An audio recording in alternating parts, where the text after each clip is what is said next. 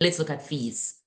The Surveyor, properties in urban areas, meaning like more dense, densely populated, more modern buildings, somewhere between 0.25 to 0.3 of the market value. You can expect to pay that if you're the purchaser. Rural areas, it may be subject to a fixed fee, but when he gets on site, he generally indicates that to you on, or unless you're shown some sort of diagram before, and you can work that out with him. The engineer, again, determined by location, type, and size of property, and the average cost for reports in urban areas are between 90 to 120,000, and I'm dealing with Jamaican dollars. Again, borne by purchaser. The valuator note.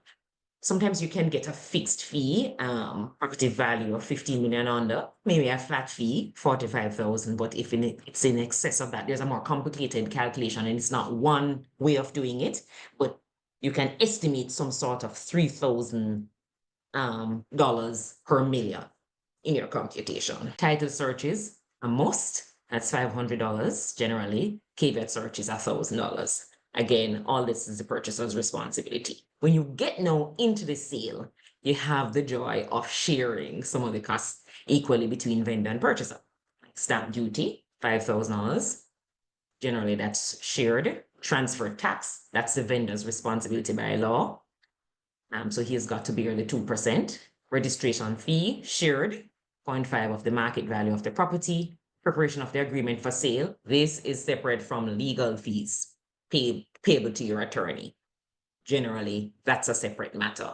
So it can range depending on the value of the property, anywhere from 50 to even 80,000, all the way up to 250, depending on the value, the market value of what you're purchasing.